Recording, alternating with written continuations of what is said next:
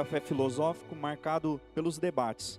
Cada pessoa terá 3 minutos para dirigir a sua pergunta ao preletor. E eu peço que você não faça pergunta fora do microfone. Onde você estiver, eu vou levar o microfone para que não prejudique a gravação. Ok? Passo agora a palavra ao professor mediador Wander Medeiros. Professor Reinaldo, nós agradecemos a sua presença e a sua palestra, que foi excelente. E sem mais delongas, eu acho que a gente já pode ver na plateia quem que é o primeiro que tem uma dúvida, uma indagação, um questionamento.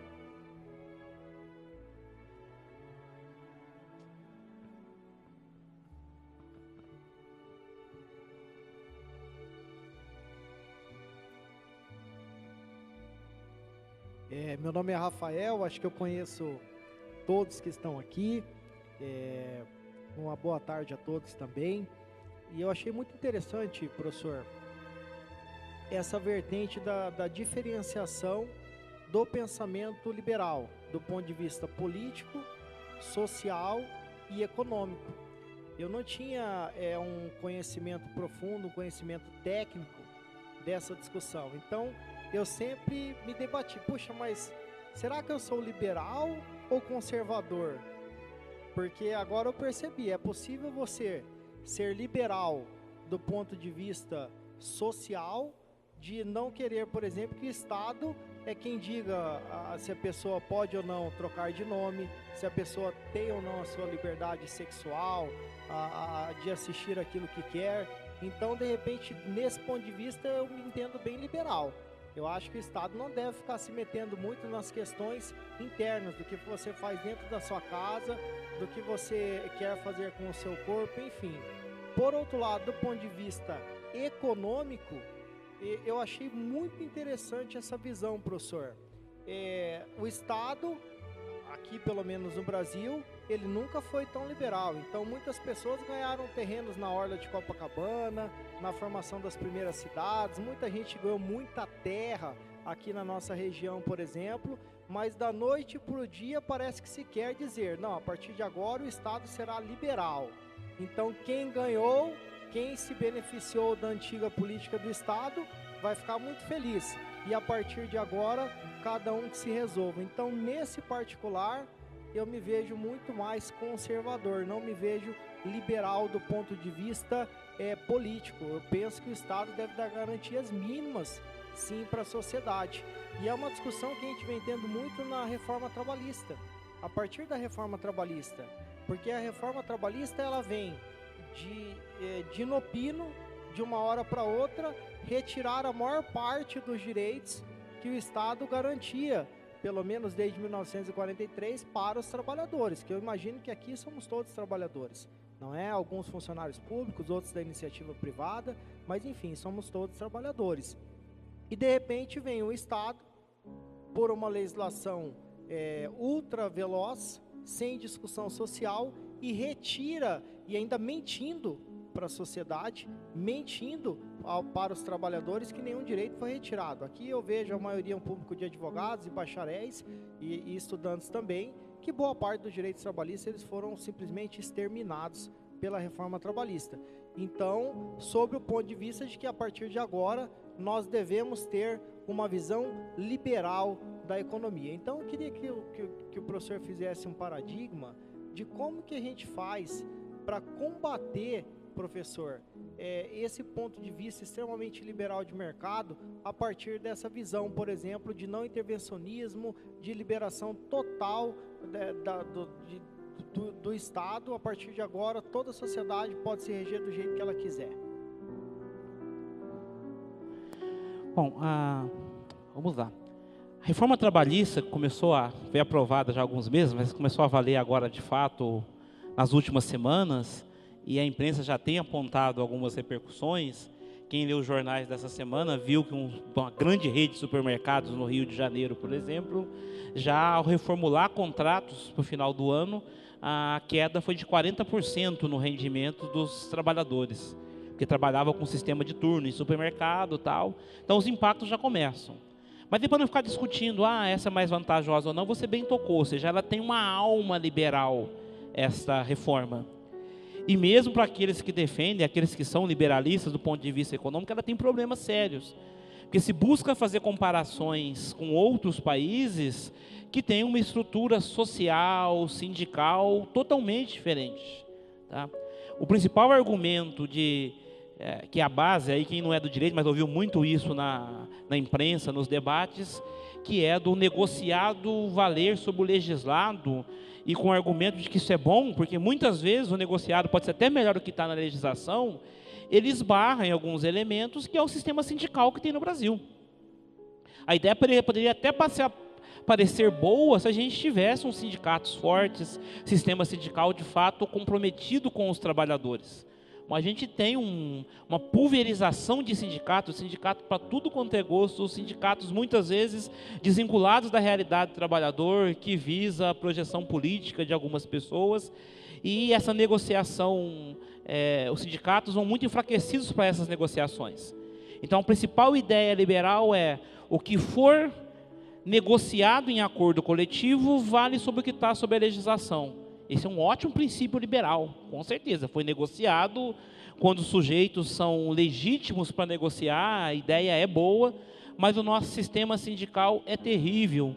São sindicatos fragmentados, sindicatos que necessariamente não representam o trabalhador. E num contexto de crise, mesmo os sindicatos mais comprometidos, não tem muito o que negociar. Não tem muito o que negociar. Então, para as questões trabalhistas, por exemplo, que é o que está acontecendo no Brasil, a previsão é que o impacto vai ser terrível. E aí muitas vezes as pessoas não relacionam. Eu participei de alguns debates quando estavam sendo discutida a reforma trabalhista e se comparava: mas num país tal já é assim, mas num país tal já é assim. Aí eu lembrava: olha, um dos países que você citou aí, deve se lembrar que na semana passada teve um atentado terrorista.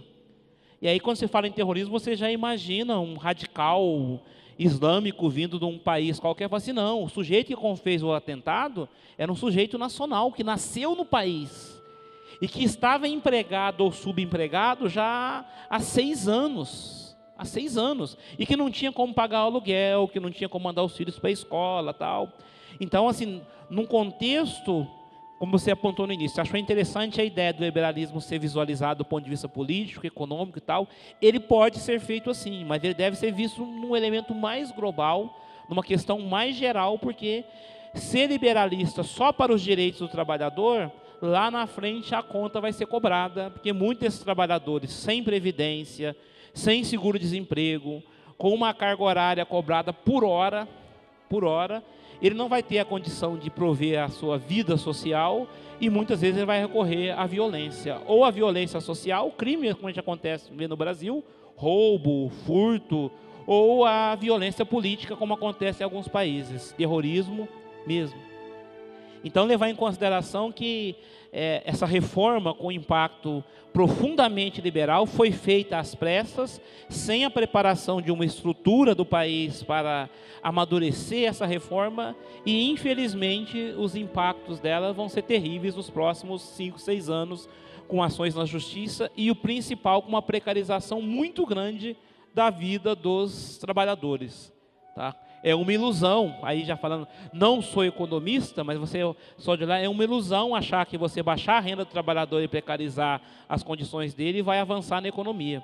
Que esse trabalhador do supermercado, da rede de supermercados do Rio de Janeiro, que saiu no jornal agora, que ganhava metade, o supermercado vai contratar mais porque vai ter um custo trabalhista menor. Não, porque as pessoas que ganham menos vão comprar menos, e comprando menos o supermercado vai precisar de menos gente. Então é meio que um tiro no pé, essas contas, essas relações assim, não, se custar menos o trabalhador, o empregador contrata mais. Não, vai custar menos e ele vai contratar menos porque as pessoas vão consumir menos. Esses mesmos trabalhadores de uma rede, estou falando de uma rede com 20 mil trabalhadores, com 20 mil. Tá? A metade deles já teve agora, no mês de dezembro, o rendimento caído pela metade, porque eles trabalhavam com horas extras, e aí eles já contrataram trabalhadores temporários com carga horária menor para cobrir as horas extras. E esses funcionários não têm essas horas extras, e em uma das entrevistas um disse: olha, é o seguinte, o supermercado, assim, eu fazia a minha compra de ceia de Natal aqui no próprio supermercado, eu não vou fazer. E ao não fazer, o supermercado vai vender a menos, e com certeza ele vai dispensar pessoas. Então é uma conta meio perversa, essa da reforma trabalhista. Mesmo para as pessoas liberais, mesmo em países que foram feitas reformas liberais, não foram tão radicais, não foram tão instantâneas como é no Brasil. Mesmo os liberalistas que defendem, até mais do que foi feito no Brasil, defendem o mais devagar, senão é tiro no pé. Vendo assim o exemplo norte-americano, eu acho fácil a gente ser a favor do liberalismo, né? Porque lá funciona. Seria possível implantar o liberalismo no Brasil sem cometer injustiça social? Porque o senhor falou uma coisa muito interessante. O senhor falou que eles partiram do zero, né? Eles partiram de um regime político liberal, em que foram dadas as mesmas oportunidades. E hoje a gente vê isso, eles têm taxação de impostos baixa, né? Eu acho que é 3% no estado da Flórida e chega a 7% nos estados mais ricos, como, por exemplo, Nova York. São cobradas à parte. Então, eles ganham bem. Eu acho que, em reais, o salário mínimo deles deve chegar a R$7.000, mais ou menos. Eles conseguem ter uma vida justa, gastando em torno de R$1.500, R$2.000. Então, sobra para eles. Então, eles não têm necessidade dessa intervenção estatal tão forte, não é verdade? Eles conseguem economizar, adquirir bens, o que não acontece no nosso país, pela questão histórica e política. Seria possível diminuir a intervenção estatal, implantar o liberalismo de forma a não causar injustiça social no nosso país? Como que o senhor vê isso daí? Ok, você colocou várias questões. Eu começo apontando o seguinte: eu sou sempre muito cauteloso em comparar com outros países. Tá? A imprensa hoje coloca muito isso, ou seja, além da história ser diferente, são condições muito diferentes. Eu costumo brincar quando as pessoas sempre citam na área de educação, que é a minha área, a educação de países como a Finlândia. Assim, pô, mas a Finlândia tem, na sua rede educacional do país inteiro, a rede de dourados. Nós temos estudantes nas nossas redes de ensino, algo em torno de 70 milhões de habitantes. Assim, então, não dá para comparar. Eu brinco assim, se a gente vai comparar, para mim, o melhor sistema é o do Brasil, que administra uma rede desse tamanho, com poucos recursos, a metade é desperdiçada, desviada e tal, e o resultado que tem, mesmo sendo um dos piores do mundo, talvez nenhum país, se você fizesse proporcionalmente o que o Brasil tem de recurso efetivo, que chega na sala de aula, comparando com a Finlândia, o Brasil seria bem melhor do que a Finlândia, vamos assim dizer. Mas, assim, a gente não pode fugir das comparações, só tem que situar elas muito bem. Então, citou os Estados Unidos. Primeiro, é relativo falar que os Estados Unidos não têm intervenção estatal. Tem intervenção estatal, principalmente na hora do prejuízo. Todo mundo se lembra, aí o pessoal mais antigo, no início dos anos 2000, a chamada crise das hipotecas, ou seja, o sistema bancário vendeu casa para todo mundo, e as pessoas não tiveram como pagar, os bancos praticamente quebraram. E aí quem foi que socorreu os bancos? O Estado. O Estado. Mais recentemente, na outra crise que o pessoal chamou que era a onda mundial de crise, que no Brasil foi marolinha, agora 5, 6 anos atrás e tal, vocês devem se lembrar as montadoras. Tinha uma imagem que foi icônica, que as montadoras estavam para demitir uma série de pessoas e foram, das 5 maiores montadoras, foram para uma reunião em Washington. E aí houve uma revolta geral da população, porque as pessoas foram lá, os presidentes de montadora foram lá pedir empréstimos estatais, empréstimos públicos, a juros camaradas. Então perceba que o Estado está intervindo. E cada um deles foi num jatinho, sozinho. Cada um deles foi num jatinho sozinho. E cada um deles tinha de bônus por ano, enquanto executivos, um valor absurdo. E a população meio que ficou meio assim, e falou assim, bom, é complicado, é fácil uma economia assim, enquanto você tem lucro, você tem um lucro. Na hora do prejuízo, você bate a porta do Estado e, em nome do interesse nacional, o Estado tem que fazer empréstimos públicos para organizações privadas para salvar a economia em nome do interesse estatal. Ah, mas por que isso dá um pouco certo lá? A gente não pode deixar de entender que, muitas vezes, o salário que o trabalhador tem lá, a mais para poder viver, é o que falta aqui. Muitas vezes, esse dinheiro que os bancos públicos lá podem emprestar para as montadoras, é o que falta aqui. Então, assim, o sistema americano não é bom de servir de comparação, por conta de que ele está inserido numa rede de exploração econômica mundial, que as coisas fazem sentido lá, ser liberal lá, porque eles produzem, e essa é uma grande discussão, é um assunto para outro momento, mas eles produzem fora dos Estados Unidos. Os Estados Unidos têm um problema sério, grande parte do que eles consomem não é produzido lá. É produzido por empresas americanas, mas fora dos Estados Unidos, a um custo de produção bem mais baixo. Então, o fato, por exemplo, de um trabalhador americano ter lá o valor médio de $6 a hora, isso só é possível porque aqui no Brasil devem ter visto, é $1,2 a hora. Então, assim, é 5 vezes menos. Agora, quando eu citei os Estados Unidos como exemplo, os Estados Unidos fez reforma agrária, esse é um exemplo. Ele fez a reforma agrária lá na partida ele fez a reforma agrária. Os Estados Unidos têm sistemas de controle. Vou dar só um exemplo que as pessoas falam. A questão de comunicação. Acúmulo de emissores e tal. O sistema americano, apesar de ser liberal, ele tem uma alta preocupação com concentração de emissoras nas mãos de poucos grupos e famílias. O sistema americano tem um alto controle do Estado, não diretamente na economia, mas para regular, vamos dizer assim, ele não intervém, ele não atua, mas ele regula muito bem, para evitar grandes concentrações, para evitar grandes explorações e tal. Eu vou dar só um exemplo mais recente agora, você deve ter acompanhado, depois de 20 anos de processo, a justiça americana fez um acordo com os fabricantes de tabaco, de cigarro. Bom, num país liberal, quem quiser fumar, que fume, que acabe com o pulmão e com outras doenças, seja lá o que for, porque é liberal, isso pode ser feito. Não. Um Estado que se diz liberal condenou as empresas a reconhecer que o cigarro prejudica a saúde e ia gastar, foi o valor do acordo que foi feito agora, 20 bilhões só no ano de 2018 e 2019, com campanhas nos meios de comunicação alertando para os riscos do cigarro. Então, assim, é liberal, mas nem tanto assim. Nem tanto assim. Quando eu citei como exemplo, foi um exemplo de liberalismo lá um pouco contrário daqui, né? Vocês são muito liberais do ponto de vista social e político. Do ponto de vista econômico, o Estado é forte, controla a economia, inclusive fora dos Estados Unidos. Tá? Há departamentos estatais inteirinhos dedicados a cuidar dos interesses econômicos dos Estados Unidos em outros países. A chamada diplomacia americana, do Departamento de Estado, trata desses interesses econômicos. Então, lá eu citei como exemplo, eles são muito mais liberais do ponto de vista político e social. Haja visto o grande debate que está tendo agora com a história das armas, eles têm uma interpretação, olha, num país liberal, quem quer andar armado, que ande armado, e o Estado não pode fazer nada contra isso. Esse é um exemplo de liberalismo político.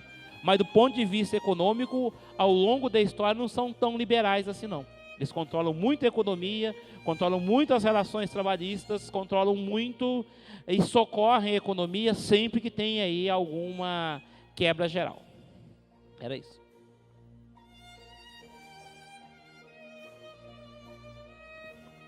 Inicialmente, queria cumprimentá-lo pela brilhante palestra que o senhor nos proporcionou.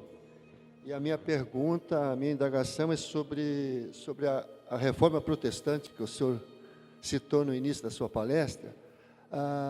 Até que ponto a reforma do século XVI contribuiu para o liberalismo e se hoje, atualmente, não houve um retrocesso por parte, né? Porque me parece que a partir da reforma, no começo foi muito bom, na minha ótica, mas se transformou que nem no Brasil de pós-64, que tinha o bipartidarismo, né? Ou você era da Arena, ou você era do MDB, né? E hoje houve uma pulverização de igrejas e há um comércio com o comércio do próprio Evangelho, né? Aquilo que o Martim Lutero condenou, combateu com as 95 teses que ele pregou na porta enfim, lá em Roma, né? Na Basílica lá do Papa. Então, a minha indagação é até que ponto o liberalismo ocorreu e qual foi o papel da igreja, e qual é o papel da igreja hoje, se ela está contribuindo para isso. Ok. Então, assim, eu citei esse caso do liberalismo. Primeiro está 500 anos da reforma agora, esse ano está sendo comemorado. Mas o segundo aspecto, as pessoas valorizam muito outras revoluções de ordem política, de ordem constitucional e tal, e esquece que a primeira que propõe, pelo menos propôs, um aspecto mais liberal à ordem constituída foi a reforma religiosa, que, como eu disse, na sua base, ela não defendia não só o pluralismo de igrejas, ela defendia uma certa autonomia e liberdade às pessoas de vivenciarem a sua vida religiosa, em contraposição aos elementos do Estado que não só não toleravam, mas proibiam e combatiam quem tinha uma vivência religiosa, não vou nem dizer contrária, um pouquinho distinta ao que era oficial. Então surge como um primeiro movimento liberal, embora não tivesse essa consciência, mas como liberal de fato. Porque dentre as famosas teses de Martinho Lutero, algumas delas criticando a igreja, mas elas não eram no sentido assim, olha, de poder ter uma igreja, não. Elas eram de muita liberdade e autonomia pessoal. Muita liberdade e autonomia das pessoas poderem vivenciar em comunidades, independente da autorização do Estado, independente de pagamento de taxa para autoridades e por aí vai, a sua religiosidade. Completado 500 anos, aí, isso não é só no Brasil, isso é no mundo, eu não vejo como um problema a pulverização, não. Eu não vejo. Tem gente que fala assim, perto da minha casa tem uma igreja que é só 10 pessoas. Eu acho que as pessoas têm que ter toda a liberdade de vivenciar a sua vida espiritual em 10, em 5, em 2, sozinho até. Tudo bem que tem algumas distorções, aí é a discussão que se tem. Tem algumas distorções, mas as distorções não estão relacionadas à liberdade. Por exemplo, algumas distorções severam elementos tributários.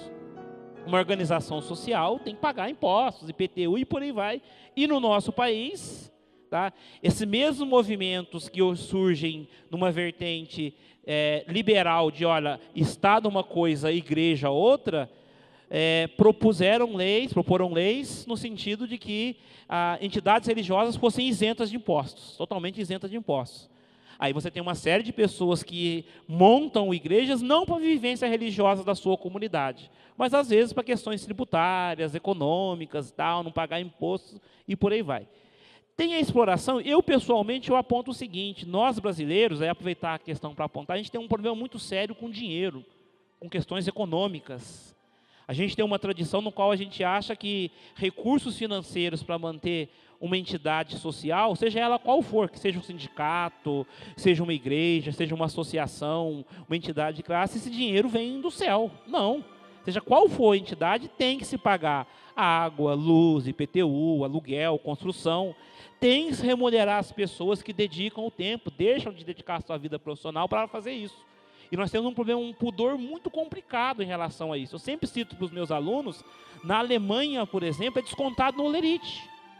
Eu sou associado a um sindicato, assino aquela ficha, o meu sindicato manda para o meu setor de pessoal e os tantos reais lá para o meu sindicato desconta na minha folha. Na Alemanha, quem é associado a uma igreja faz a mesma coisa e desconta no Olerite, e eles tratam como se fosse uma questão qualquer e não vê como um problema você ter que pagar para ter a sua vivência religiosa. E assim como tem, obviamente, líderes e operadores religiosos que usam esse recurso não para manter a vida comunitária, mas para manter uma vida de luxo, tem também líder sindical, tem líder político e por aí vai. O grande problema que o colega bem colocou é que nesse momento a gente tem um outro movimento, talvez pouco liberal. A gente tem, no início da reforma, uma proposta da vida espiritual, da vida religiosa, não ser mediada pelo Estado, não passar pelo Estado, não precisar do Estado para autorização de igreja, não precisar do Estado para tornar oficiais, separar. Hoje, você tem uma outra reaproximação, independente de denominação, de reaproximação de organizações religiosas do Estado, sobretudo por meio do parlamento.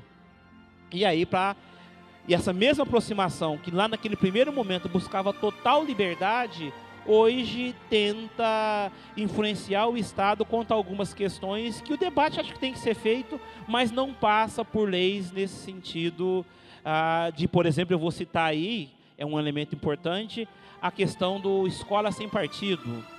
ou ainda a questão da educação para a diversidade nas escolas, que foi deturpado e chamado de ideologia de gênero, como se discutir a identidade das pessoas nas escolas, fossem deturpar a personalidade delas e isso determinar que a pessoa vai ser A, B ou C. Então, esse mesmo movimento, como eu disse, tem que ser reconhecido como uma das primeiras revoluções liberais da chamada aí da era moderna. Hoje ele está no sentido contrário. Esses mesmos movimentos religiosos que bateram literalmente na porta do Estado para dizer: quero montar a minha igreja, não quero ser penalizado por isso, quero que a vivência religiosa das pessoas não seja criminalizada, hoje tenta, não são todos, mas alguns tentam determinar questões sobre casamento, sobre identidade de gênero das pessoas, sobre o que se discute na escola. Então, algumas coisas tiveram movimentos contrários, mas a origem, a base tem que ser valorizada. Como eu disse, antes das revoluções constitucionais, antes das revoluções políticas, antes das revoluções democráticas, você tem uma revolução religiosa, no sentido de ser liberal do ponto de vista religioso. Não só foi a primeira, mas eu acho que foi uma das mais difíceis que se teve. Mais difícil, porque significava a liberdade das pessoas escolherem como ser e como elas iriam mediar sua vivência religiosa. Significava as pessoas escolherem que tipo de relação elas teriam com o plano espiritual. Em alguns casos isso esbarrava com o governo, esbarrava com o Estado, esbarrava com os valores, porque dízimo era recolhido junto com o imposto, os cartórios e a justiça era feita muitas vezes nas igrejas, se confundia pastor com juiz e por aí vai. Então eu julgo um grande movimento que tem que ser celebrado nos seus 500 anos, apesar de alguns retrocessos, que não invalidam o que ela significou, e não invalida, ainda tem que ressaltar isso. Hoje a gente costuma ser muito maniqueísta, ser muito estrutural em dizer, tal movimento religioso é isso. Não.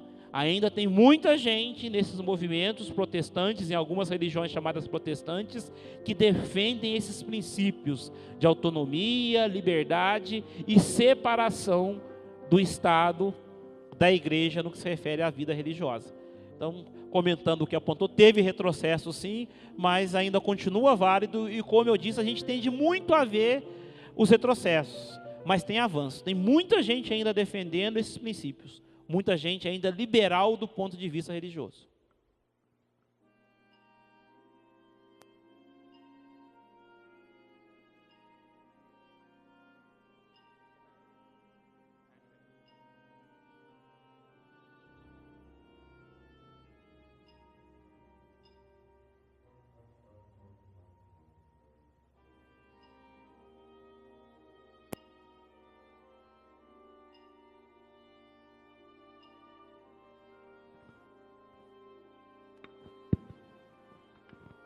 Boa tarde, professor. O meu questionamento é nessa dicotomia, né, do liberalismo atual com as questões sociais. Né? Que a gente sabe o seguinte, que o liberalismo primitivo, ele nasceu num momento altamente onde o Estado era absoluto e as liberdades individuais não existiam. Se não existiam as individuais, muito menos as sociais. Né? Com o passar do tempo, no início do século XX, com a Revolução Russa, o mundo se dividiu, né, entre capitalismo e comunismo, que se deu com o aprofundamento disso com a Segunda Guerra Mundial e depois vem com a Declaração dos Direitos Universais. Nesse momento, foi necessário que o liberalismo tivesse uma visão mais social para que ele pudesse sobreviver em cima dessa dicotomia entre o capitalismo e o comunismo, né, que é aí que eu vejo o seguinte, que essa dicotomia, né, que fala assim, eu sou liberal em tal ponto, mas sou social em tal ponto, e aí eu não sei se eu sou conservador ou se eu sou liberal. E aí, com a queda do Muro de Berlim, né, foi mais uma vez o liberalismo colocado em choque, né, porque onde a sua base, que seria o direito de propriedade, né, ela já não era mais perpétua, né? Você não podia mais fazer você não tinha mais aquele direito absoluto da propriedade. A propriedade passou a ser, né, ela tinha que atender a sua função social para que você pudesse ter o seu direito de liberdade, né? O meu questionamento é isso aí. Se essa dicotomia ocorreu de uma forma obrigada pela polarização da sociedade ou se foi uma evolução natural do liberalismo? Muito boa pergunta, Raul. O comentário que eu vou fazer é o seguinte, ele contextualizou muito bem. Vamos pegar a primeira metade do século XX, tá? O chamado o capitalismo selvagem, ou seja, o capitalismo ainda colonial, sem direitos trabalhistas, com crianças de 6 a 7 anos trabalhando. A vida média, a expectativa de vida média de um trabalhador era de 38 anos, não existia sistema previdenciário, acidente de trabalho, não existia indenização e tal, e surge um contraponto, que é um contraponto de esquerda, era o comunista e socialista, dizendo o seguinte: olha, você é trabalhador da Europa, que não tem assistência nenhuma, seu filho não vai para a escola, você não vai se aposentar, você não tem segurança, você não tem moradia digna, porque o pessoal morava em cortiço, 20, 30 pessoas que moravam num espaço como esse, não tem saneamento e por aí vai. Esse comunismo, esse socialismo está propondo um Estado que vai expropriar os bens de produção, vai expropriar os bancos, expropriar as fábricas, expropriar as estradas, vai operar, e aquele lucro que hoje vai, enquanto você não tem em casa, o seu patrão, o dono da empresa, tem um palácio de inverno, tem um palácio de verão, tem carro, tem isso, tem aquilo, então o Estado está propondo expropriar esses bens, passar a controlar esses bens, e o lucro da produção ser distribuído de forma igual. Então, nós estamos dizendo para você que o seu filho vai para a escola, que a sua esposa vai ter licença maternidade, que você vai ter uma jornada de trabalho razoável para não morrer trabalhando, que você, quando ficar idoso, você vai ter aposentadoria, porque o Estado vai garantir isso. Independente de questão ideológica e o que aconteceu historicamente depois, a gente não pode julgar o que foi proposto com o que aconteceu depois, mas naquele momento, a proposta era muito interessante. E os partidos comunistas cresciam, não só na Rússia, que foi o exemplo, mas foi se espalhando aqueles elementos de propostas como essas. Porque o trabalhador, o cidadão comum, que era a maioria, ele olhava, olha, de um lado é trabalhar até morrer com um salário de fome, com os meus filhos sem assistência nenhuma, sem saúde pública, sem nada e por aí vai. Por outro lado, estão propondo que vão tomar os bens da burguesia, enquanto controladora dos bens, e vão usar os recursos da produção para distribuir melhor a riqueza, melhor a renda. Então era bem mais sedutor. E aí, como bem disse o Fernando, destacou-se o seguinte: surge o que a gente chamou genericamente depois de terceira via, ou estado de bem-estar social. Não era o Estado liberal radical que explorava e cada um se vira, mas era um Estado que dizia o seguinte: olha, o Estado social, o Estado de bem-estar, que marcou a Europa até os anos 80, coincidentemente até os anos 80, propunha o seguinte: não, precisa ser comunista para isso não, nós vamos instalar previdência, nós vamos instalar direitos trabalhistas, vamos instalar, assim, o Estado vai continuar não intervindo na economia. As pessoas vão continuar donas das suas empresas, dos seus bancos e por aí vai. Mas o Estado vai cobrar uma parte em impostos para garantir saúde pública, para garantir transporte público de qualidade, para garantir educação, meio que como um contraponto àquela proposta sedutora de, olha, ou é fome ou é o comunismo dizendo que vai te dar comida, educação e por aí vai. E esse Estado serviu de contraponto até os anos 80. Com a derrocada que a gente chama do socialismo real, com o enfraquecimento da União Soviética, com o enfraquecimento do segundo mundo, como se dizia, aí voltaram a se pensar. Aquele Estado que propôs direitos trabalhistas, propôs previdência, propôs saúde, educação gratuita, em contraposição a um liberalismo mais radical, um liberalismo mais cada um se vire, conforme enfraqueceu a ameaça comunista, então vamos pensar aquele Estado. Então, aquele Estado que propunha, garantindo a propriedade privada, mas mantendo direitos sociais, esse Estado ficou pesado demais, esse Estado não cabia mais na conta. Enquanto tinha a ameaça do comunismo, esse Estado coube na conta. Mas depois que não tinha mais, aí surge o chamado neoliberalismo, que é o seguinte: olha, não vai dar para pagar tudo mais. Então, esse Estado que cuidava de uma série de questões vai abrir mão disso, a princípio, para cuidar das questões mais importantes: educação, saúde e segurança. Num segundo momento, nem educação, saúde e segurança. Então, a pergunta dele é bem interessante, porque aponta que esses movimentos, tá? Primeiro, do movimento chamado Defesa do Estado Social, que se chamou de Terceira Via, social-democracia em alguns países, ou a chamada democracia cristã em outros, foi muito forte nos anos 60, 70 e 80, no mundo como um todo. Naqueles países que não tinham ditaduras, esse Estado era o principal contraponto à proposta comunista. Mas com a derrocada do socialismo, esse Estado passou a ficar pesado demais, e aí se tem o neoliberalismo que volta novamente. Olha, mais ou menos como se fosse assim: olha, trabalhador, olha a população como um todo. Nós oferecemos para vocês um estado de bem-estar social, enquanto você estava sendo seduzido pelo comunismo. Agora que não tem mais a ameaça do comunismo, então esse Estado não precisa mais. Nós vamos vender tudo e você se vira. Faça uma previdência privada. Bota o seu filho para rachar de estudar e tal, se a escola dele não é de qualidade, e por aí vai. Universidade não é para todos. Por 6 meses de licença maternidade é muito. Pô, a mulher se afastar do trabalho perigoso, não. Ela pode trabalhar até os nono mês, um trabalho insalubre, desde que ela tenha atestado e ela concorde. Pô, 1 hora de almoço é perder muito tempo. 15 minutos para almoçar está ótimo.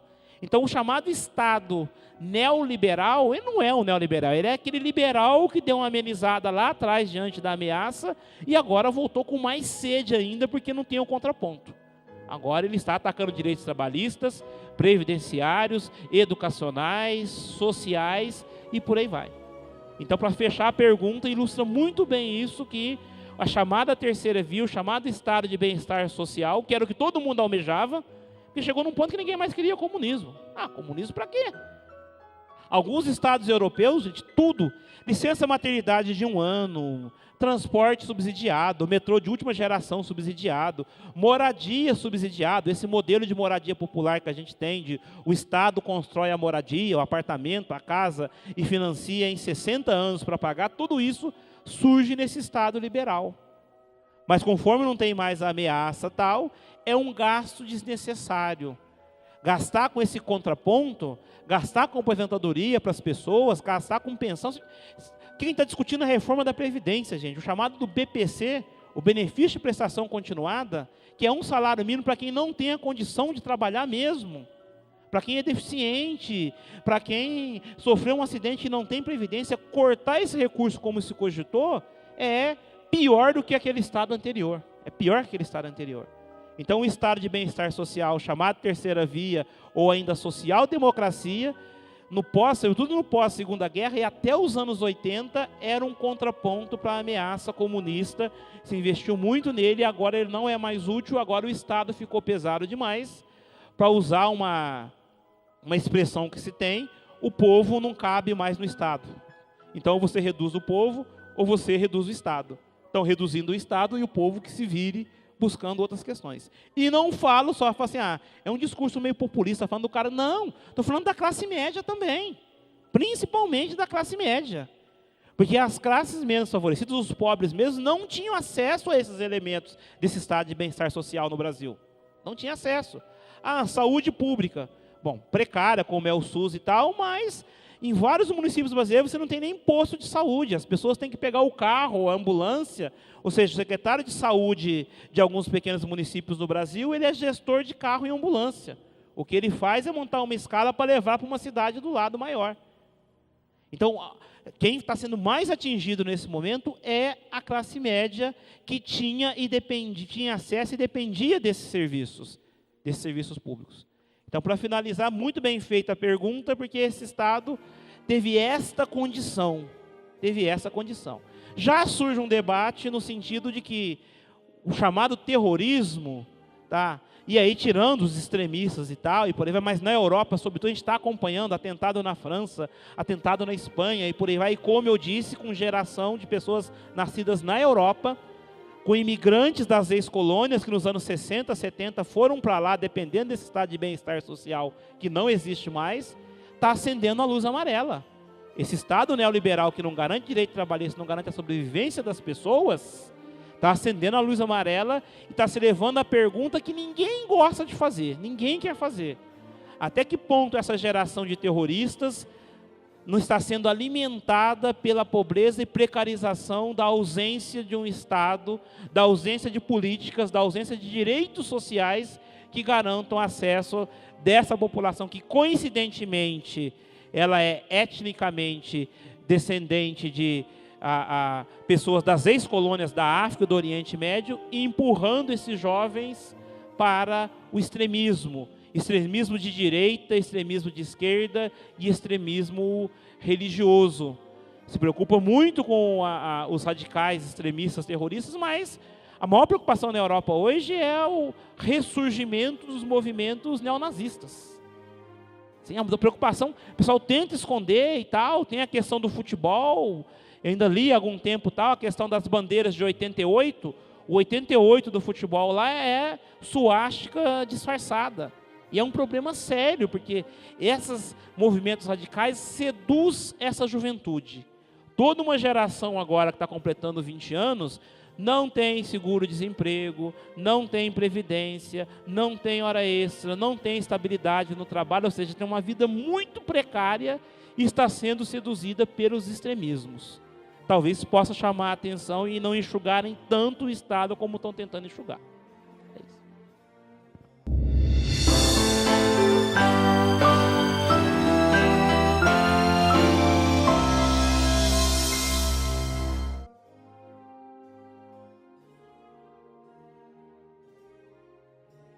Antes de terminar, me diz se você gostou desse vídeo.